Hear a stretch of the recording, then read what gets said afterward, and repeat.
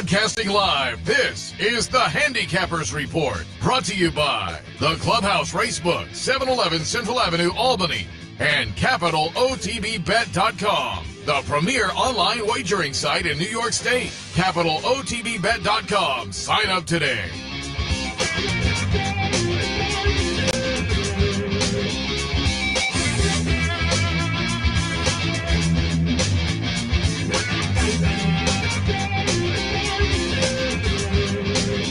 Good morning, ladies and gentlemen. Welcome to the Handicappers Report alongside Seth Merrow. I am Anthony Mormino as it is countdown to the Breeders' Cup at cold Keeneland.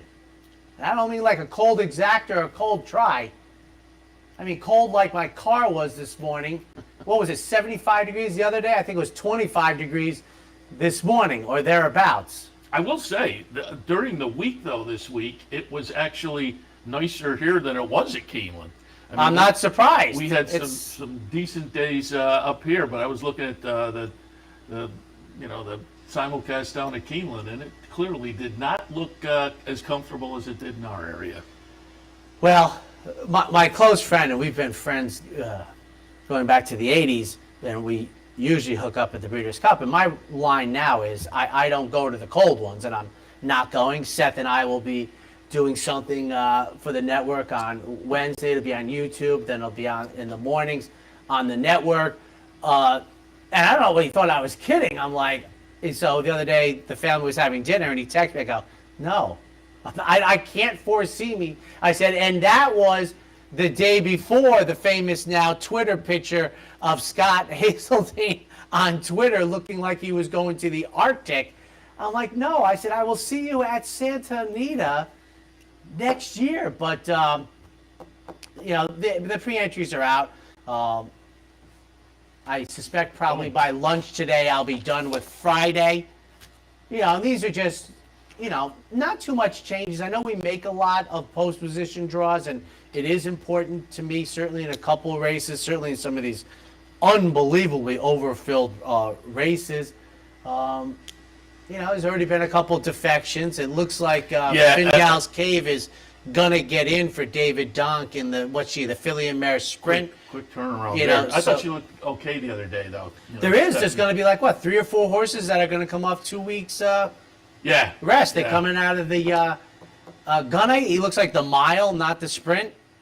And the mile is one of the limited field sizes, right? I think only 12 can enter. And it might be a mile 70 yards with the run-up. It's not a good setup for the mile race, really, at any of these tracks that we've been running at, per se. I'll toss out Marcus Hirsch. I was reading this morning on the Daily Racing Forum. I don't think it's a done deal yet, but he said very unlikely for these Euros. Bayside Boy, Saffron Beach, and Never Ending Story.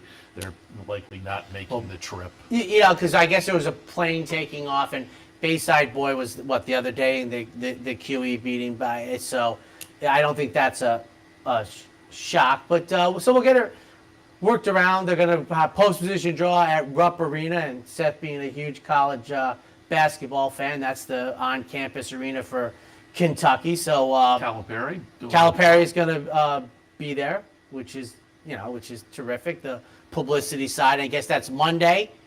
So that's good. So hopefully we'll get the official program numbers that I know you like to be up, and the morning line odds and a whole bunch of stuff, and away we go. But I have felt comfortable the last 10 or 15 years of just handicapping it out, and then I guess if you draw the one hole, you'll figure it out, but you don't have to delay doing the work. Just and I expect I'll be done with the Friday's card by lunch today, and then my anticipation is being done with Saturday's card before I go to bed on Sunday night. I mean, Steve Bick, tied in with the radio show, does a little printed preview, so I have to do a couple of the races there. A couple of the Friday races are on my agenda. Yes, a bunch of people doing things, so I have to delve into a couple of races anyway.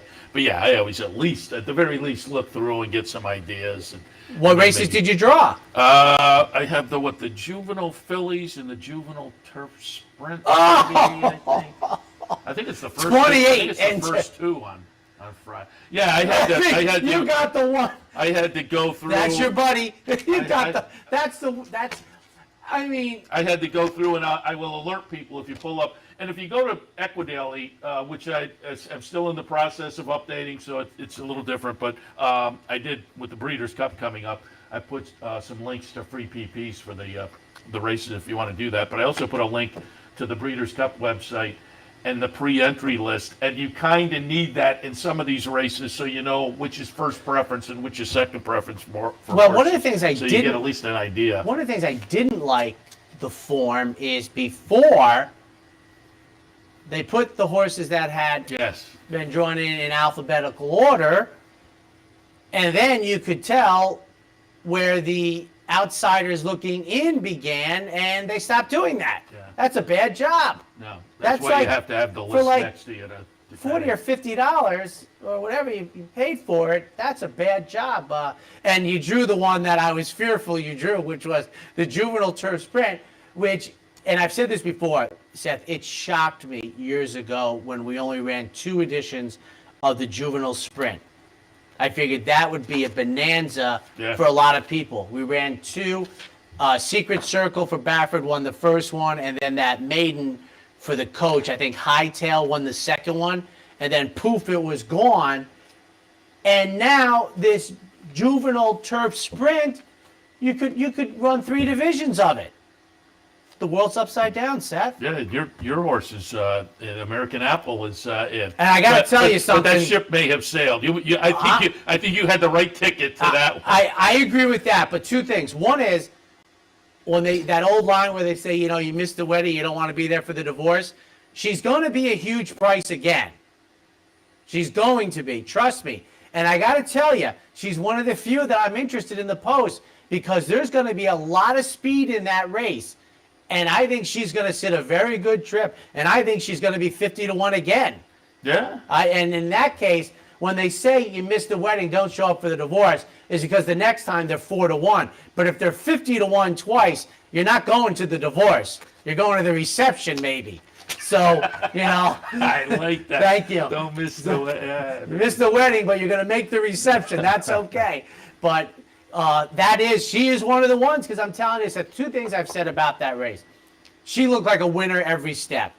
And secondly, if she's a big They made a little move at the end, but still, Yeah, if you had it, and not only that, it shortened up to 5.5 versus her 6 victory. And I said to you, I looked at that race clearly, and we should make it clear we're talking about American Apple, who Anthony had on top in the matron at $97 mutual. And I also said to you, subsequent to that, about a week later, they said she's going to go on the sale right after the Breeders' Cup. And I saw because Love Reigns is going to be a short price in that race, and she's part of the 6 or 7 horses with early speed. So she's actually that's a good call. I am intrigued because I do think the price will be right. I'm intrigued to see where she draws because that to me, I did a cursory look at that because there's just too many horses. I was like, the rest is pretty good, and and then Saturday is just stupendous. But so you got the Juvenile Filly and the Juvenile Turf Sprint. And remember, they started this a couple years ago. Friday is all the 2-year-old races.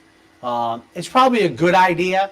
I like the idea better that the championship races are on Saturday, and that would obviously be the Juvenile and the old Juvenile and the Juvenile fillies should be on Saturday, and the Turf Sprint, and they should move them out. But I understand it's the Future Stars Day. They market it that way, and it's a lot of fun. And hopefully, we won't have a modern games thing. I saw Pat Cummings said that he put the screws to the Kentucky people, and they did not have an answer, and that basically nothing happened in California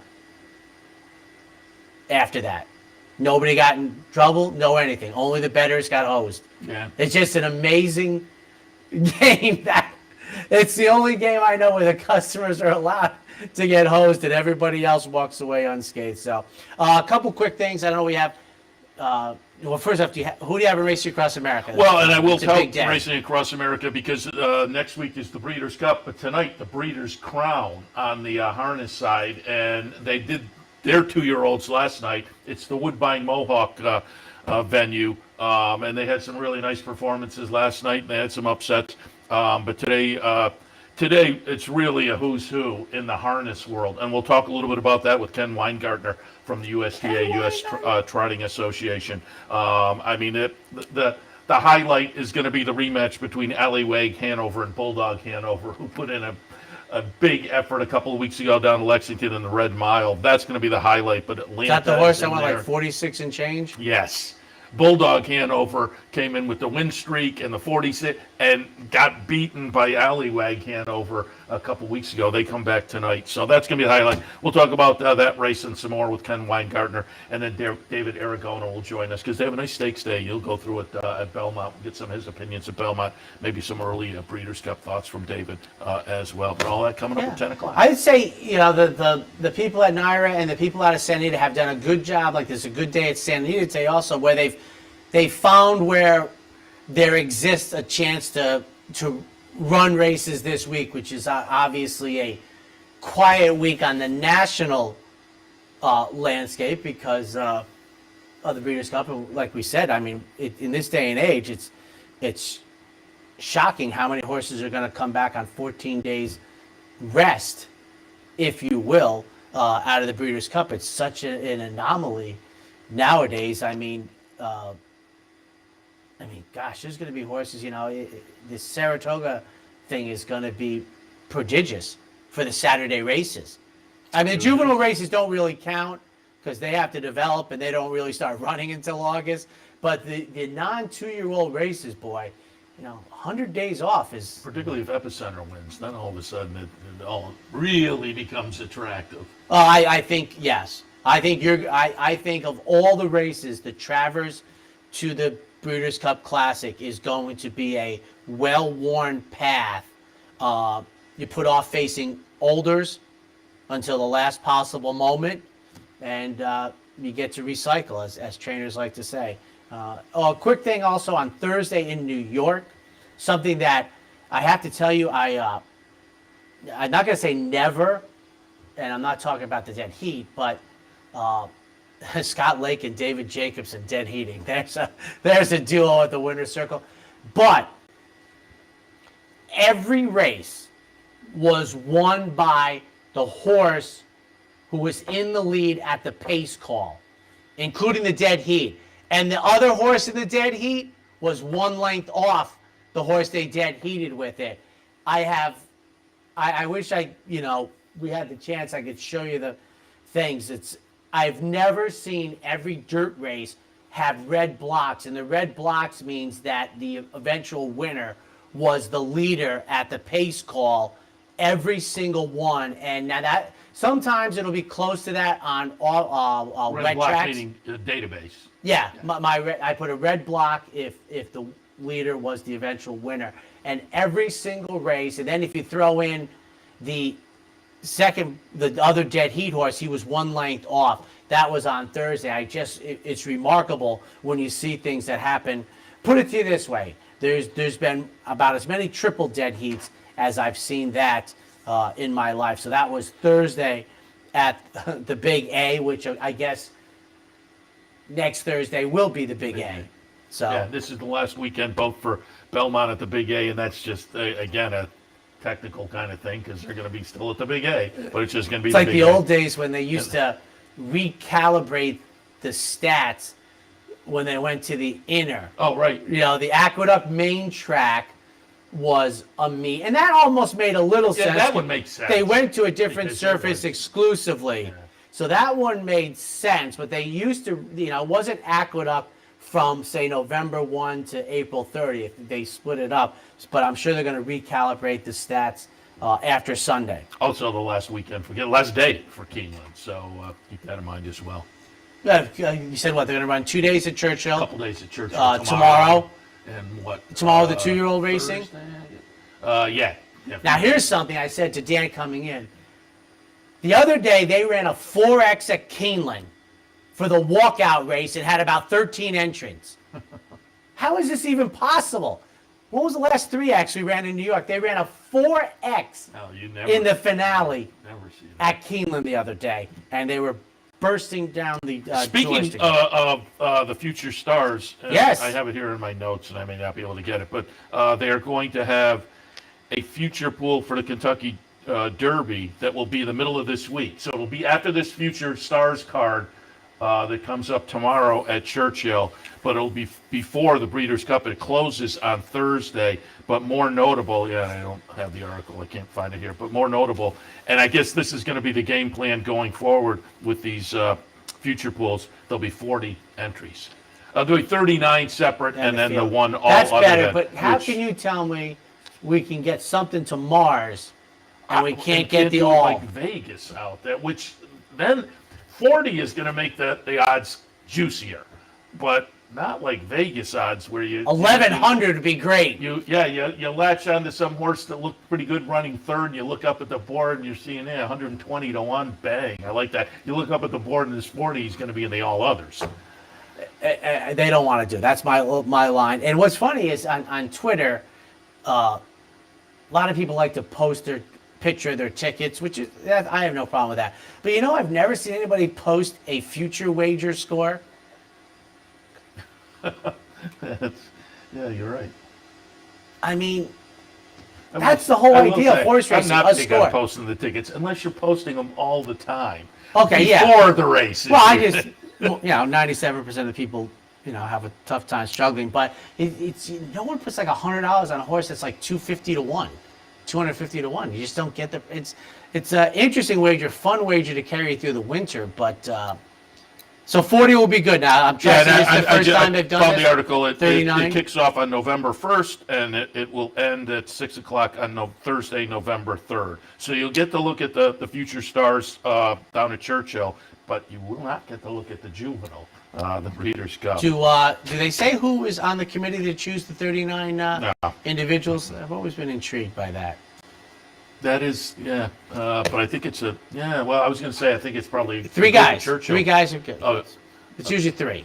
okay. It's like a couple voices, I think. Then I was going to say first, I would assume it's some Churchill people, and I thought, no, maybe they pull in some up, but if it is 3, and you're right, probably it's just a small group like that. I can make a Probably phone is call to probably some find out, Churchill people. and they will definitely know if it's a Churchill, just in case somebody else, if it's a Churchill thing through and through. So I'll find. I can find out because I'm intrigued by that. Who makes the list?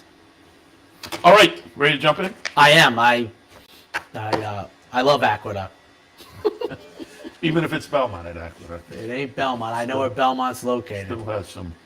All right, Saturday's card. Again, it's a nice little stakes card down at Belmont at the Big A, and the opener State-Bred Maiden Special scheduled on the grass at 1.16 miles. Yes, this is the inner with the rails up. And another quick thing, you can just tell how powerful the Beyer speed figures are, Seth, for people handicapping, because these dirt races at the Big A, I think yesterday's opening one-turn mile was 142 and change. That'd be like a -0. And I've said this before, that these 7 furlongs and 8 furlong races out of the chute, we are not familiar with these final running times. They have been, pedestrian isn't even fair. So the point I'm bringing here is these rails are up at 27 feet. And one thing that you can tell, and my keeping the rail information up, you can tell there's certain rail settings that you seemingly can only run fast times. 27 feet on the inner is not one of them. 10, 7, and 8 for me. The 1A and the 11 are also eligibles. Field of 10, and I apologize, the 11 is an MTL. The 1A is an AE. So I am on the outside as they start with that little dog leg coming out of the chute.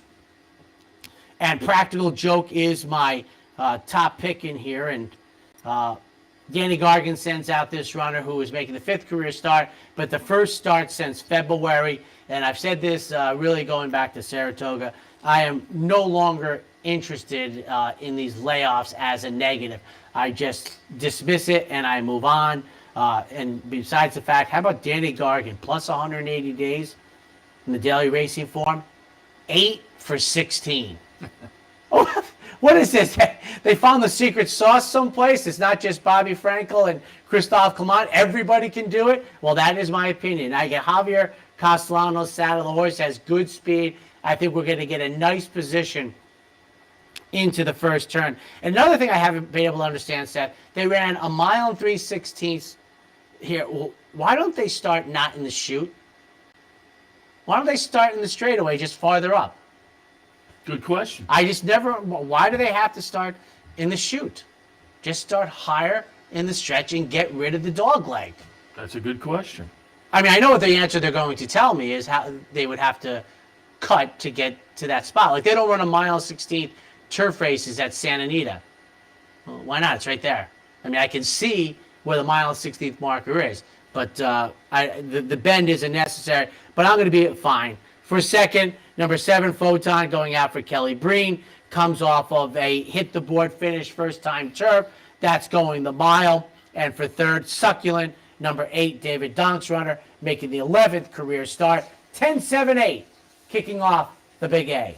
So you think it's they don't want to work on the rail to put a spot in for the gate? Listen, I will say this, Seth. I'm sure that's I am possible amazed reason. that, and I know I say it often, and it's not, I truly am in a calm way. I don't understand why we can't time races extremely accurately, and I don't understand why, like in this example, they don't start at a mile and 16 to alleviate the bend. And I come up with the same answers. I got older in life, and long before I parented, I came to the conclusion they just don't want to. It's not that difficult to get this done. They just don't want to. And that's fine. I will say though, and I'll ask you on your handicapping. Does the bend make a difference in your handicapping, like post? Yes. For me, it doesn't. Yes. I mean, even like down at Tampa, they do it. For me, it doesn't. Monmouth, I love it. When you watch the races, like for example, if you're in the 10 path going a mile at the Big A, right? That can be death. But the 10 path out of the dog leg isn't so bad because you're the guy almost looking at the apex. For me, the bend doesn't. The 1 and the 2 is bad. The 1 and the 2 going a mile is great.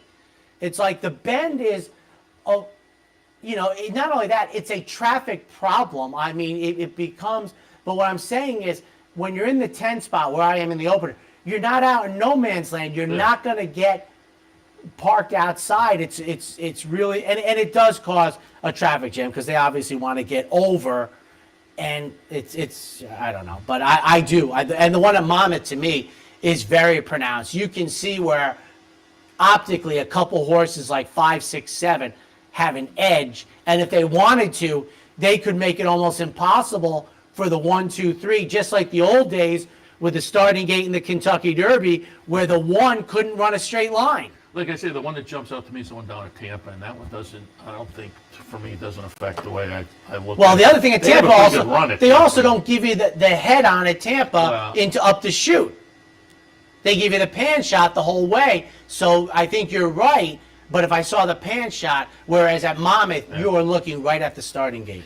No shoot to worry about No. in race number 2 at Belmont at the Big A. Maiden specials going 6 on the grass. 8 and 9 are the MTOs here, and they have been running on the hedge on the outer turf course. And Cleat, second start off the 367-day layoff, came back and raced well. And now this offspring of Warfront is going forward.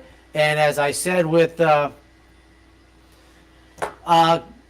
out of Kentucky Downs, I'm thinking the stamina helps there, and but no surprise here. David Aragona, 5-2.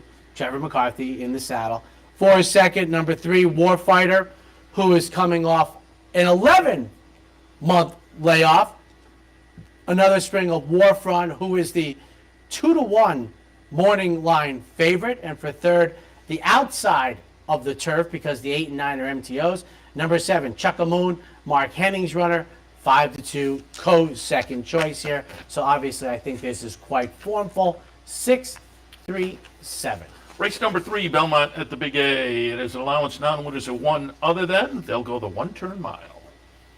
156, ladies and gentlemen, for me in here, and win it. draws the inside from the rail, and you can expect somewhere in the vicinity of about 1:39 for the final running time, which is just, I never made a 30-year spreadsheet for Aqueduct, but I almost wish that I had, Seth, because that opener yesterday on a clear, fast racetrack where they went 142, it's got to be one of the slowest miles ever at the Big A on a clear, fast racetrack. But I don't have the data, so I can't speak to it, but don't worry about it. John Kimmel's had a good meet. We shortened up off the Route 2 turns to the 1 turn with a good early speed. I suspect Kendrick Carmouche from the rail will be using it early. Number 1, Win It, my top pick in the third. For second, number 5, Shipsational. Came out of, was in the 2 3-year-old stakes races at Tampa, the Sam F. Davis, and then the Tampa Bay Derby. Laid off, came back a couple weeks ago, beat at 1-2 with Lasix for the first time because this horse had run in stakes races since the debut as a juvenile. And for third, number 6, Money Supply, making the first start since Saratoga for Chad Brown. 1-5-6. Oh, and by the way, talking about layoffs, domestic spending in the mile will shatter the record for layoffs. And unfortunately, Tom Durkin already used the Lazarus line with DeHaas, but this would shatter DeHaas's layoff line. Come back. To see how he does. I'm going to be interested. How can he not run well? But the betting public does. The layoff doesn't matter. This is a great story. Yeah, absolutely. I'm not usually interested in stories, but the domestic spending, 700-plus day layoff for the Breeders' Cup, and annually one of the toughest races in the world. This is a good place to come back. Fourth down in New York. Again, 8.5 furlongs on the grass. It is the Awad, $120,000 up for grabs for the 2-year-olds. I'd love to know when they decided they were going to make this move. Like in August, were they thinking, he's going to make it? We got a chance. I heard, I was he's listening to a make podcast, it. I think 2 this more week, works. where they probably weren't thinking this, but he just worked so well, they said, let's do it. So you think like September then? So, late September. or later. October? They may have been just like, we'll get him started and get going, and it's like, oh, well, he's going pretty well. Because it doesn't seem hard to believe. It's like, oh, yeah, let's get started in the Breeders' Cup. Interesting about Awad, I think this is true. I think Awad was the last Grade 1 winner for 2 different jockeys. And I think he's the only Was he a horse. Dave Donk horse? Yes. Yeah. Dave Donk tells the story that it used to be on his answer machine. Oh, you're the right. horse that Yes, you're Awad right. paid Yeah, for, yeah, yeah. bought, or made possible. Yeah, you're right. That's right. And he also he holds the 1.5-mile record at Saratoga on the turf in the Sword Dancer. I think that was Pat Day's final Grade 1.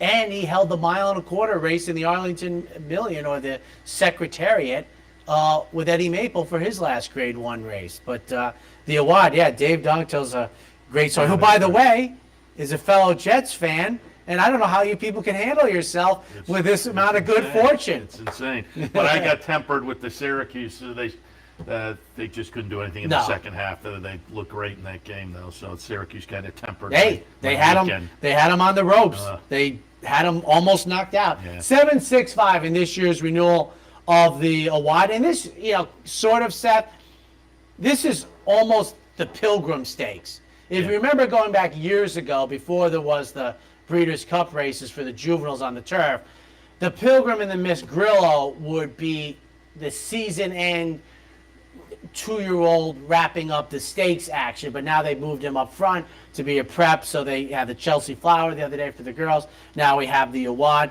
And how do only 7 show up? Like, just run in maidens. 7-6-5 for me, and Juan Avila sends out the 7 with exiting the now, which, by the way, is the only winner of the juvenile turf I've ever had. I like the effort. First time on the turf. Finished fourth at 12-1, but I thought that was a good effort. Second time to turn. We're on the outside of a 7-horse field going a mile 16. I think we're going to get very good position. I have Javier Castellano in the opener, and I have Javier Castellano in here. Number 6 is Let's Go Big Blue. Now in New York, and being August Dawn Farm, that's the Giants, not Kentucky basketball, Big Blue Nation. Finished third, just in front of my horse, my top pick in the second career start. And for third, number 5, Noble Huntsman, the veteran in the group, making the 5th career start, who was off the board at nearly 40-1 in the Pilgrim, won on debut sprinting on the turf at the Spa, 7.65. August Down, for people who don't know, the nom de Coach. plume of Bill Parcells. And The other coach. part of his Let's Go Big Blue, part of his really nice Saratoga. Yeah, with the 2. Yeah, yeah, those 2 horses. He bought out of Timonium Sales and Yahoo. Yeah. 5th race, back into stakes action, the Kelso Handicap, Grade 2 event, $300,000 up for grabs as they go a mile. And I use the word handicap very liberally in here, as the spread is a huge 2 pounds. For one horse. Well, everybody's 122 except my top pick, Merrow. And one thing it's not throwing him under the bus, but I'm not going to name. So people were talking about the Kelso, and they're talking about Life is Good last year, and they couldn't quite remember if that was, which he did run in prep, and I'm thinking, boy, they are young people, because the Kelso, and this is going back 30 years ago, was on the turf and was the prep for the turf mile, the mile for Lore, who lost it 2 out of 3 years. I think Roman Envoy beat him the first time, and then Nijinsky's Secret getting about 20 pounds from Lore. But in the modern era, the Kelso, what's up? No, 20 pounds. Oh, yeah, the Looking 20 at this, pounds. it's like, Yeah. It is clearly a different day and Yeah, age. so I'm 362, and I took the lightweight, the only horse not in at 122. And by the way, he's the only 3-year-old. So Seth, on scale, I'm willing to bet a Pepsi he's the high weight. Because a 3-year-old, I should look this up, a 3-year-old would definitely be in receipt of at least 3 pounds in October going a mile. Now, the scale weights were set how far you're going and what time of year. But I think he would definitely be in receipt. So I think I actually have on scale the high weight. I'm looking out the conditions, and it's listed as the Kelso Handicap, but they have weights here. Now I'm gonna have to look up the condition. Oh, then it's not. Well, yeah, I would assume. It's not a because handicap. It says 3-year-olds 122, Yeah. older 126. You're allowed depending. Yeah. But It's an allowance stakes race. Why are they calling No, it a handicap? It should be the Kelso Stakes. Seth has an excellent call. This is an allowance, which is the majority of our stakes races And then in America. and then the weights make sense. They're going by Yeah. because if it was a handicap, yeah, Baby Yoda would be 122 and Morello 120. No, Yeah. no. Even you in can this see- day and age. And not only that, it's a bad allowance race. Non-winners of a grade 1 this year gets 2 pounds. You should get like 6 pounds if you haven't won a grade 1. But I am Morello. I am the 3-year-old who's actually on scale giving weights to Baby Yoda, which when people made fun of handicap racing and said it should go the way of the dinosaur, I was like, allowance stakes races is worse. And this is a classic example. Why would Morello on scale be giving weight to Baby Yoda? Well, it is a mile, but Baby Yoda was dynamic most recently. But I'm going for Morello. Hopefully comes back for Steve Asmussen. Was brilliant in the Gotham. Then 2 poor performances in the Woody Stevens and the Wood Memorial, but came back with Lasix, won at Laurel. Baby Yoda, who will probably never repeat the 114 buyer speed figure at 6.5 furlongs at Saratoga. And I've said this before, Seth. 6.5 furlongs with timing mechanisms and everything, I'm very sketchy with at Saratoga. And I have to tell you, Seth, if you threw out the 114, he is a very consistent horse. So to me, the 114 is really like a 98. I just don't believe the buyer's speed figure. Yeah. He's now given you enough work to say, this is who I am. That is not him. But he was brilliant, going a mile easily most recently. And for third, Empty Tune. Second off of the Pegasus race, a victory, going 2 turns.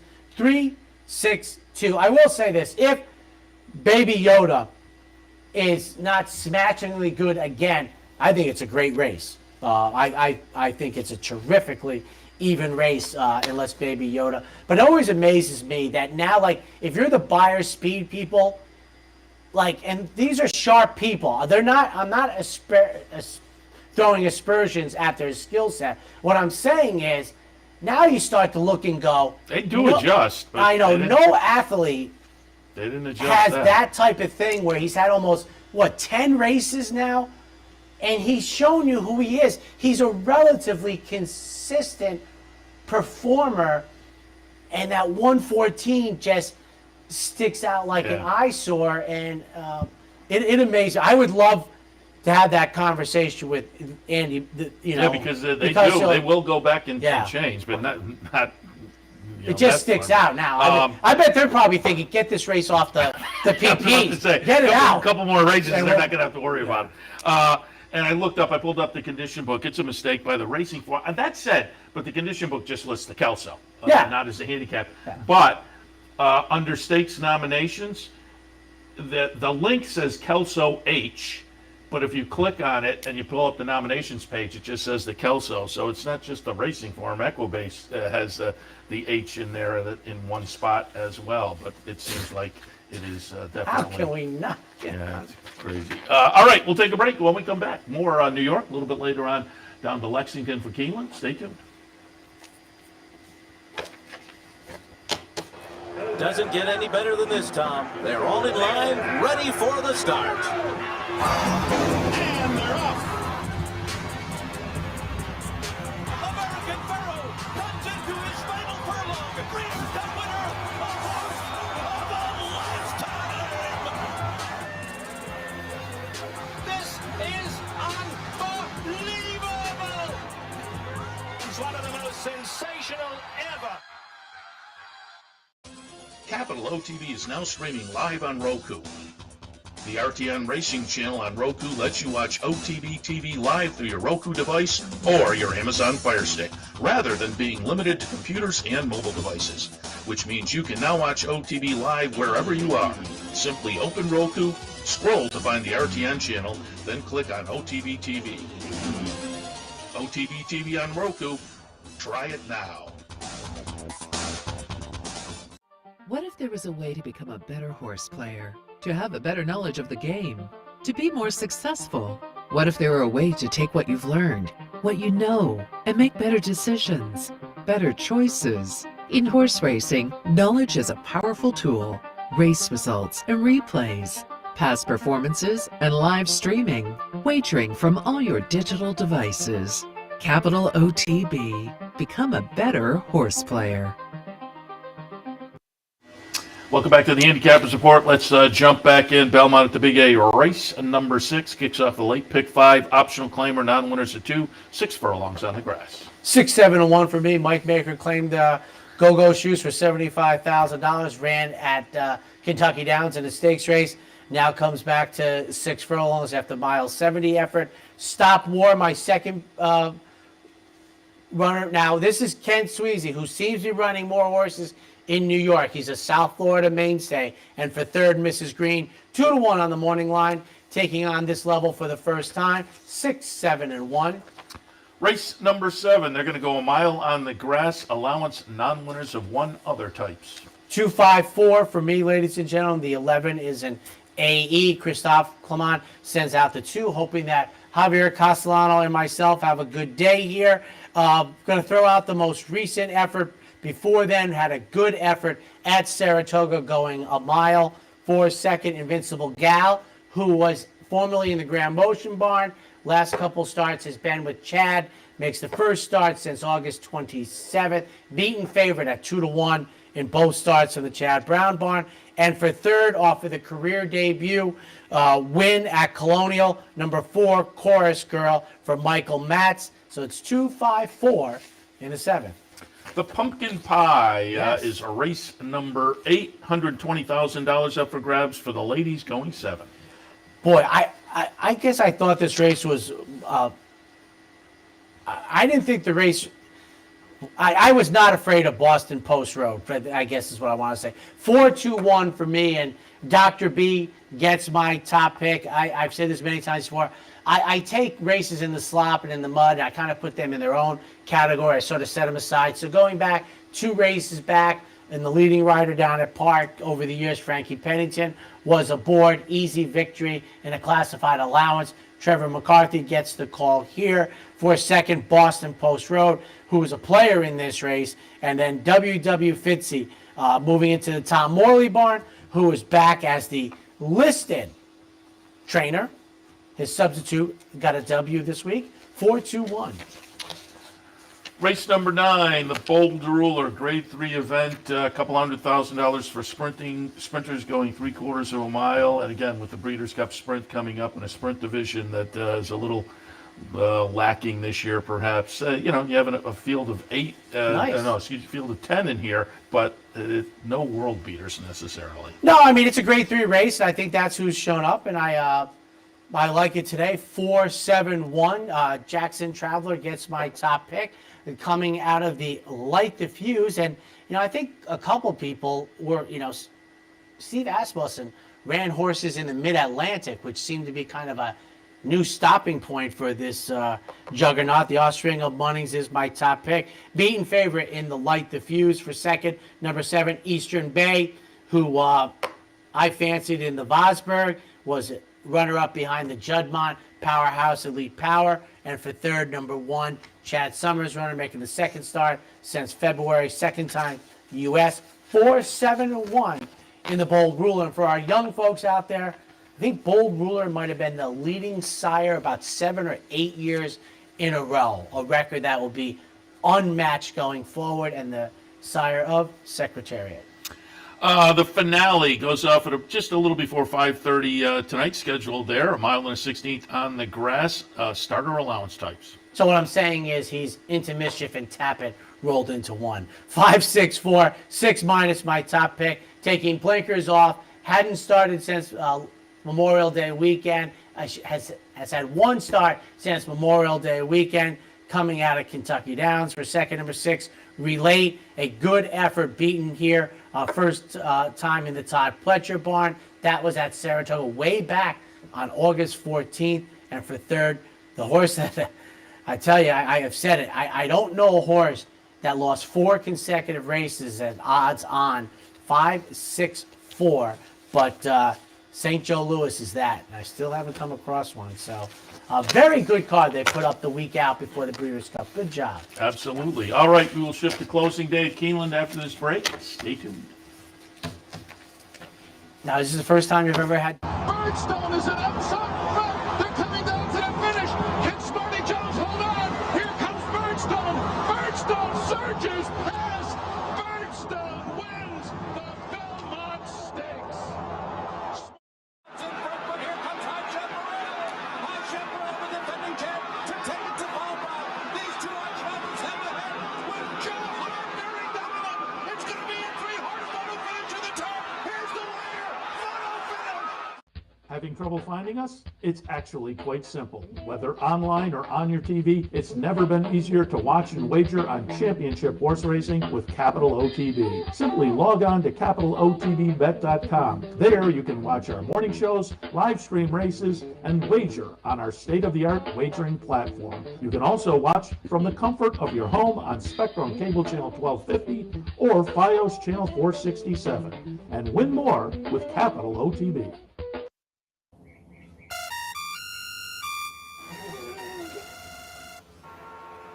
Come on. I want sales reports on my desk by Monday. Oops. My bad. Love racing? RTN brings you every live simulcast on your home television, plus live video streaming and race replays on your PC and mobile devices. To order, visit rtn.tv. RTN, a breed apart. And welcome back, ladies and gentlemen. Handicappers Report. Turn our attention to Keeneland. Closing day, sort of. The respite day, I guess. So 3-year-olds and up, fillies and mares, maiden claimers, in for 20, racing 6. That's right, they're closed. Yeah, well, until next Friday. Yeah, take 96 hours and for off. folks who don't know, when the Breeders' Cup comes to a facility, it's a Breeders' Cup facility. I mean, you go by Breeders' Cup right. rules and things, and so it is. If you've ever been to one, you would know that. You look at it. Is it? I've never been to one. Yes, you're just like, what the heck happened? Oh, okay. Yeah. Because they take over. They take it over. Yeah. First race at Keeneland for me, 6, 2, 3, and 7. I put Renee Nay on top. First of all, from the dam, so there wasn't much to find out there. But the dam herself in the first 4 starts of the career, second, third, and then 2 wins, and one of those was the Texas Futurity back in 2017. So the dam was kind of precocious. The workouts are okay. I think the horses with experience, they clearly aren't world beaters. So I'll put this one on top, take a shot with a first star in a field that seems to call for that. Jones Way, of those that have run, 8-5 on the morning line indicates it. Of those that have run, the numbers that this one throws are the ones that you have to get past. So does make sense. And Alsana in the third spot for me. I might have put this horse on top, the Ron Maquette runner, but at 3-1, if the horse floats out, I think the horse deserves to have a little more value than that off the, what we've seen so far. But moving in for a tag, there's a sibling called Arham that won its career debut at Gulfstream back in 2020 at 6 furlongs. Gaffleon is on board. There were things to like here. The price wasn't one of them, though, and so I couldn't move this horse up any further. But for me in the opener, 6, 2, 3, and 7. On to the second. These are Fillies and Mares. Claimers in for 42L, also racing 6. 5, 7, 10, and 4. Wicked Wonder on top. It's just a class play in here. Hasn't been seen since the middle of July on the turf at Ellis. Going long, cuts back, gets back to the dirt. I'm looking at the 2 early September workouts. They were pretty good. The last few are still okay, but those were a couple of bullet workouts. I think the horse is in good form for the return. I think the 6 furlongs on the dirt is going to work out in this one's favor, but more likely the class move is what I'm hanging my hat on. And at 10-1, Wicked Wonder, very intriguing. Candy Kick in the second slot. Nice win at a 30 maiden tag last time. Claimed out of that. I think it's going to fit nicely with this group. I mean, obviously, moves in against winners, but limited winners. But I think price-wise and I think class-wise, given what we saw last time, will fit. And then in the third slot, we will go out to number 10, Surcharge. A couple of 20 claimers in the last 2 starts over at Indiana. And showed nice improvement in those 2 starts. And the last was clearly the best yet and maybe seemed to indicate a little bit of a light bulb moment. So maybe this horse has just kind of figured it out after the first 4 and will fit nicely here in the second. 5, 7, 10, and 4. On to race number 3. We have Fillies and Mares once again. Optionals in for 100, classified, or 3X, a mile of 16. 5, 3, 6, and 7. Mariah's Princess on top. Hasn't been seen since trying stakes coming since winning in a stakes race at Oak Lawn back in December.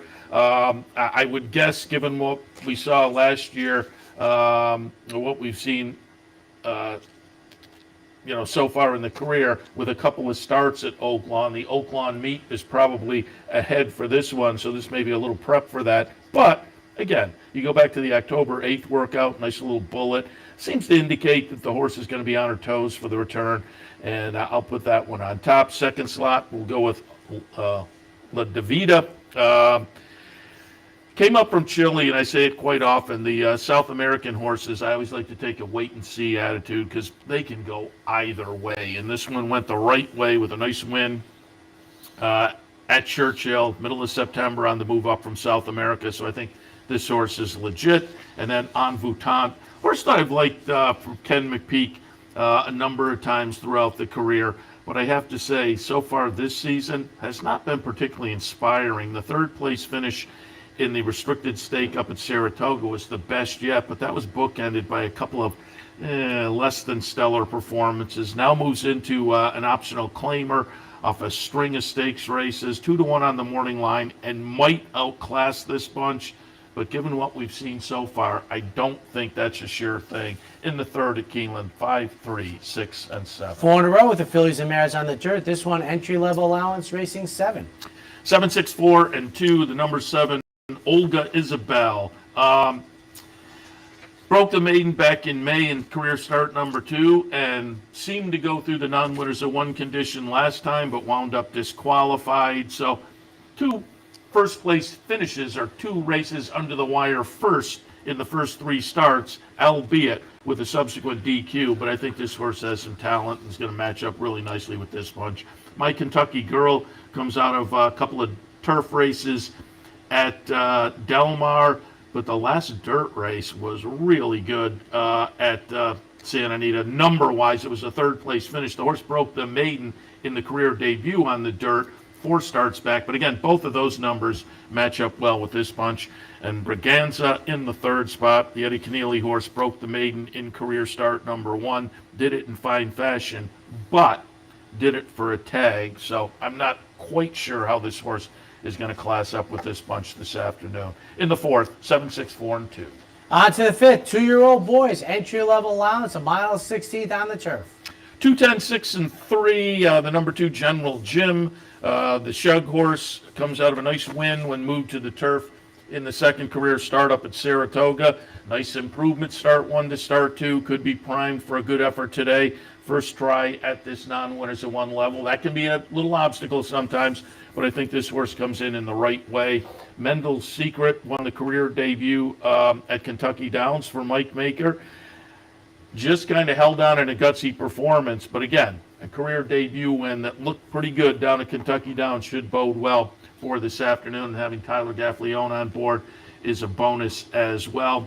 Our Dream Ride goes out for Ian Wilkes off a couple of stakes tries most recently. I think getting back to the more proper non-winners at 1 level is going to benefit our Dream Ride. So for me, in the 5th, 210, 6, and 3. We'll take our final break. When we come back, the late pick 5 and stakes action from Keeneland.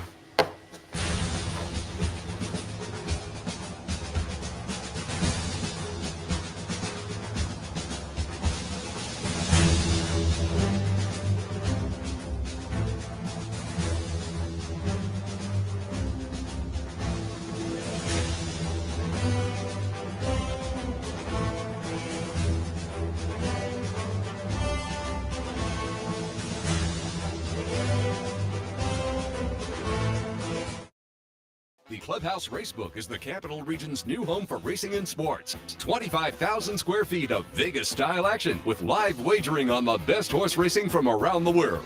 260 flat-screen televisions and state-of-the-art wagering terminals. So don't miss out. The fun is only minutes away at 711 Central Avenue, Albany, just off exit 5 of I-90. And don't forget, if you can't make it to the Clubhouse, you can always wager online 24/7 at capitalotv.com. Capital OTV is now streaming live on Roku. The RTN Racing channel on Roku lets you watch OTB TV live through your Roku device or your Amazon Fire Stick, rather than being limited to computers and mobile devices, which means you can now watch OTB live wherever you are. Simply open Roku, scroll to find the RTN channel, then click on OTB TV. OTB TV on Roku. Try it now. Welcome back, ladies and gentlemen. We're up to race number 6 at Keeneland.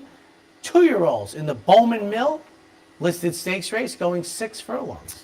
7, 2, 3, and 6 for me. I'll put Bourbon Bash on top. It's Wayne Lucas, the coach, coming off a couple of really nice workouts. I just couldn't ignore those. Now, it's also hard to ignore the dud he threw in the Breeders' Futurity. And really, the hopeful was nothing to write home about. But the first 2 starts that were up at Saratoga seemed to indicate this horse has some talent.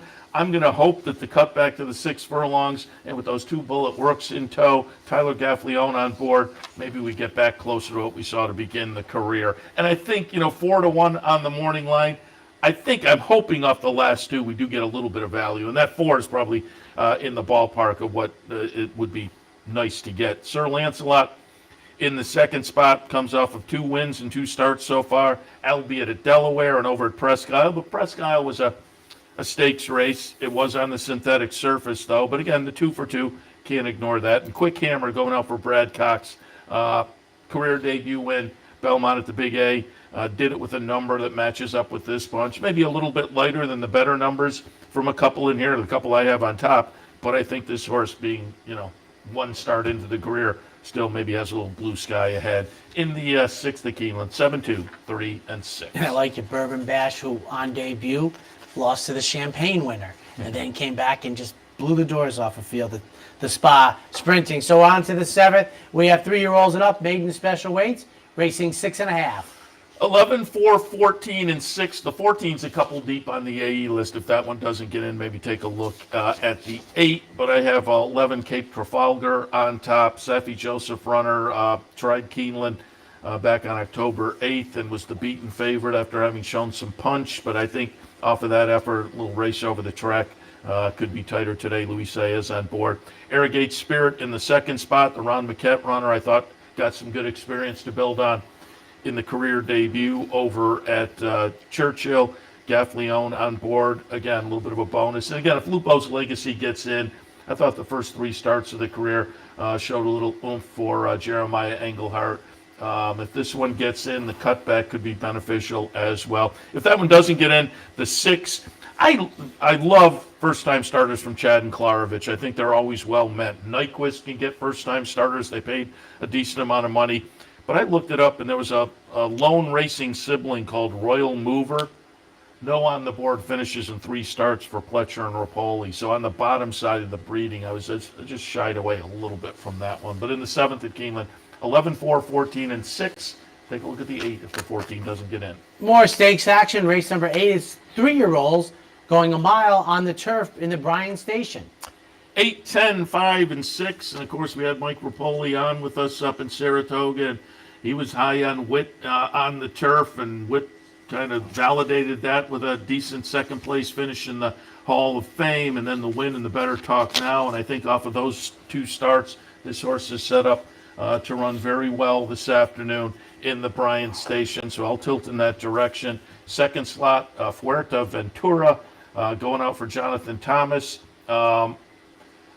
Good second up in Saratoga in the Saranac behind Annapolis, who subsequently went on to beat Boulder in a stake here at Keeneland in an impressive fashion.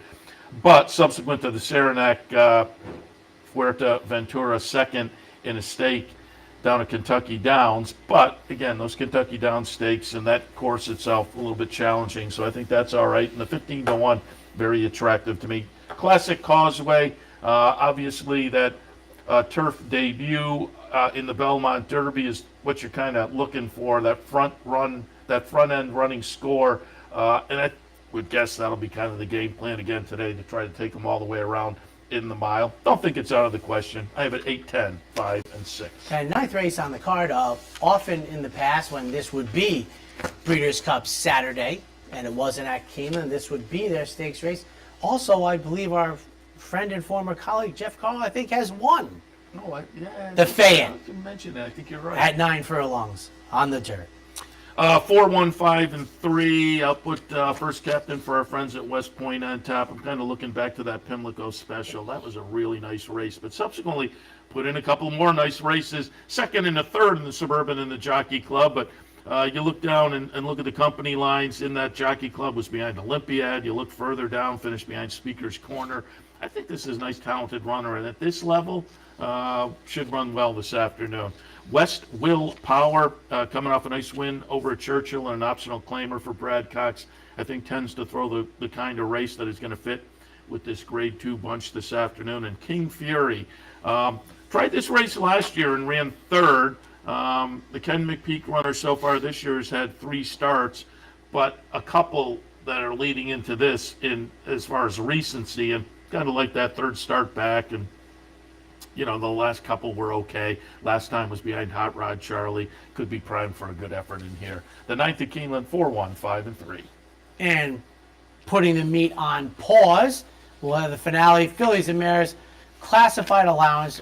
And I said this the other day, we have it again today. How they get 4 X's, which this is ostensibly 5.5 furlongs on the turf, another 4X.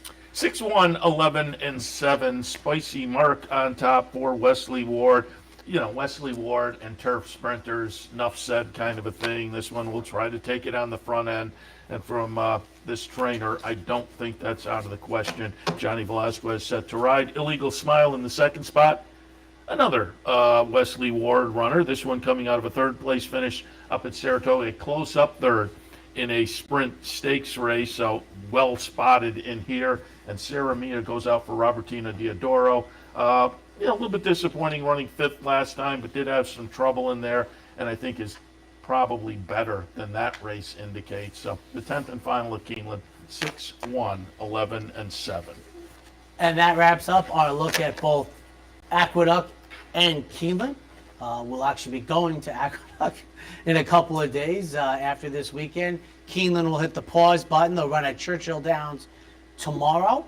I'll be in studio Wednesday as we do our 4 o'clock. YouTube, 4 o'clock, our preview of the Breeders' Cup. And Capital OTB YouTube channel, and I think all of the social media channels. Yes. I think it's simulcast over on the Facebook page. It'll be on the Twitter page. then it'll be on the network the weekend, as I understand it. We'll do the Friday one on Friday and the Saturday one on Saturday. By then, obviously, the official program numbers will be in, which is very important to start writing tickets. As I've said, you should spend a whole day plotting your betting strategy. There's nothing like it. I mean, the racing is outstanding, but as the bettors, for us, there's the smorgasbord of them.